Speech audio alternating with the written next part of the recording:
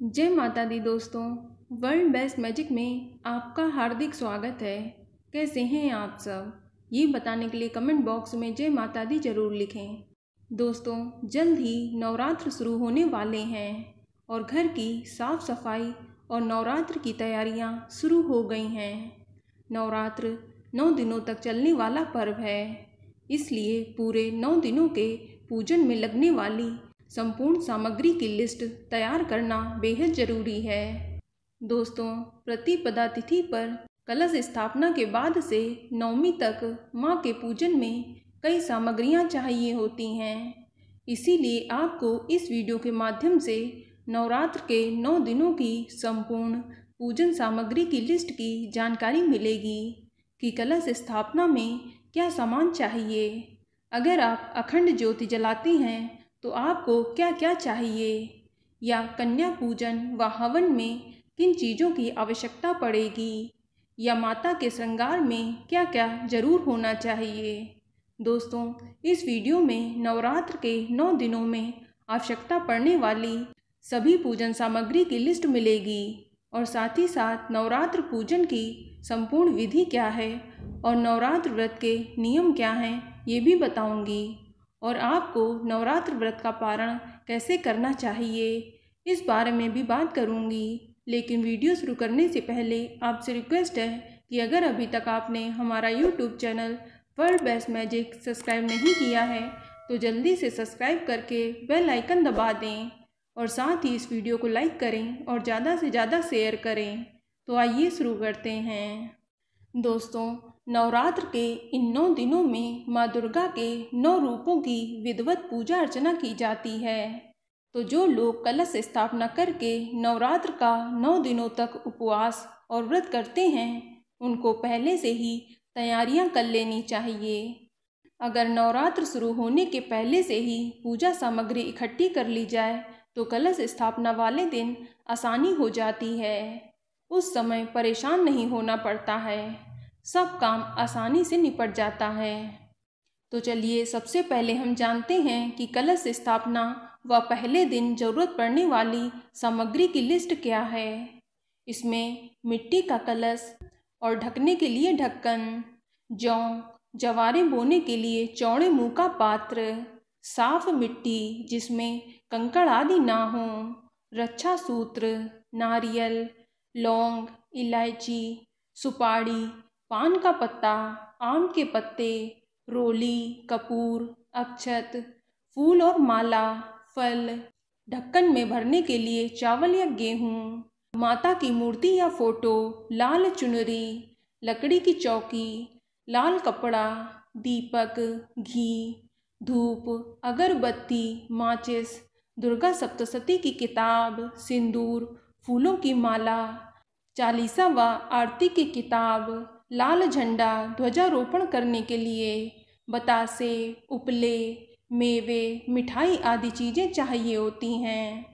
और बात करें माता के श्रृंगार के सामान की तो आपको बता दें कि नवरात्रि की पूजा में माता के श्रृंगार का सामान बेहद ज़रूरी होता है। इसके लिए आप लाल चुनरी के साथ साथ लाल चूड़ियाँ, सिंदूर, मेहंदी, आलता, बिंदी, लिपस्टिक, सीसा, कंघा और बिछिया आदि चीज़ें शामिल कर सकते हैं। और आप नवरात्रि के 9 दिनों में माता को अलग अलग भोग भी अर्पित कर सकते हैं। इन 9 दिनों में आप माता को फूलदाना, मिठाई, मेवा, फल, मखाना, मिश्री, बतासा, नारियल, लौंग आदि चीज़ों का भोग लगा सकते हैं। अब बात करते हैं कि जो लोग अखंड ज्योति जला रहे हैं उन्हें किन चीज़ों की आवश्यकता होगी। तो यदि 9 दिन का अखंड ज्योति जला रहे हैं तो आप शुद्ध घी, बड़ा मिट्टी या पीतल का दीपक, बाती, रुई या मौली की अच्छी से लंबी बना लें और थोड़े से चावल की ज़रूरत होगी। अब कुछ लोग रोज़ हवन करते हैं या कुछ लोग अष्टमी या नवमी के दिन हवन करते हैं, तो उस हिसाब से सामग्री बढ़ा लें। इसमें आपको एक हवन कुंड, लौंग का जोड़ा, कपूर, सुपारी, गुग्गल, लोबान, घी, पंचमेवा, चावल, आम की लकड़ी, काले तिल, जौ, कपूर व हवन सामग्री के पैकेट की ज़रूरत होगी। और अब कन्या पूजन के लिए भी आपको पहले से तैयारी कर लेनी चाहिए। आप जो भी कन्याओं को भोजन करा रहे हैं उस हिसाब से सामग्री पहले से ले लें, जैसे हलवा, चना, पूड़ी, खीर, जलेबी आदि।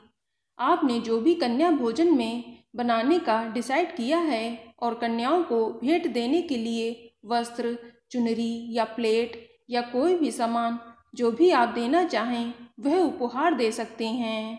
और कुछ न कुछ दक्षिणा यानी पैसा भी कन्याओं को अवश्य दें और उनका आशीर्वाद जरूर लें, क्योंकि कन्याओं में देवी का रूप होता है। अगर आप विधिवत नवरात्र के 9 दिन माँ दुर्गा की पूजा व आराधना करेंगे तो देवी आपकी सभी मनोकामनाएं जल्द ही पूरी करेंगी। चलिए अब बात करते हैं नवरात्र की पूजा विधि के बारे में। दोस्तों, नवरात्र के पहले दिन यानी कि प्रतिपदा तिथि को सुबह स्नान करके स्वच्छ वस्त्र धारण करें। फिर मंदिर की साफ सफाई करने के बाद सबसे पहले एक लाल रंग के आसन में उत्तर या पूरब मुखी होकर बैठ जाएं और फिर पूजा स्थल को गंगा जल छिड़ककर शुद्ध कर लें। अब आप कलश स्थापना की तैयारी करें। सबसे पहले जवारे बोने वाले बर्तन में साफ मिट्टी डालकर जौ के बीज बो दें। अब कलश तैयार करें। कलश पर रोली से स्वास्तिक बनाएं और कलश के गले में मौली बांध दें। अब इस कलश में पानी भरकर कुछ बूंदें गंगा जल की मिला लें। फिर कलश में सिक्का, दूब, सुपारी, इत्र, अक्षत और फूल डालें। इसके बाद कलश में अशोक या आम के 5 पत्ते लगाएं। अब एक नारियल को लाल कपड़े में लपेटकर उसे मौली से बांध दें। फिर नारियल को कलश के ऊपर रख दें। अब इस कलश को जवारे बोने वाले पात्र के ठीक बीचों बीच रख दें। दोस्तों, घट स्थापना करने के बाद जो लोग अखंड ज्योति जलाते हैं तो उसकी स्थापना करें। फिर माता की चौकी लगाएं। सबसे पहले एक लकड़ी की चौकी या पटा लें। उस पर लाल रंग का वस्त्र बिछा लें। अब माता की मूर्ति या फोटो स्थापित कर दें। माता को चुनरी उड़ाकर माता का विधिवत श्रृंगार करें। सबसे पहले नवरात्र के 9 दिनों या 2 दिन के व्रत का संकल्प जरूर लें। इसके लिए सीधे हाथ में जल, पुष्प, अक्षत लेकर कामना पूर्ति के लिए संकल्प लें और फिर माता के चरणों में उस जल, पुष्प और अक्षत को छोड़ दें। अब माँ दुर्गा की विधिवत पूजा करें। माता को जल का छींटा दें, फूल माला अर्पित करें, इत्र लगाएं, फल मिठाई आदि चढ़ाएं, धूप दीप जलाकर माँ की आरती करें। नवरात्र के 9 दिनों तक ज़्यादा से ज़्यादा देवी के मंत्रों का जाप करें और दुर्गा सप्तशती का पाठ करें। दोस्तों, नवरात्र व्रत रखने वाले व्रती को नवरात्र के 9 दिनों तक कुछ नियमों का पालन जरूर करना चाहिए। दोस्तों, व्रत रखने वाले जातक को रोजाना माता की सुबह शाम विधिवत पूजा करके आरती उतारनी चाहिए और उन्हें भोग लगाना चाहिए। सुबह माता की पूजा करने के बाद ही फलाहार ग्रहण करना चाहिए। हो सके तो इस व्रत में नमक का सेवन ना करें तथा ज़रूरत लगने पर सिर्फ सेंधा नमक का ही इस्तेमाल करें और शाम को फिर से माता जी की पूजा आरती करें। इसके बाद एक बार और फलाहार ग्रहण कर सकते हैं।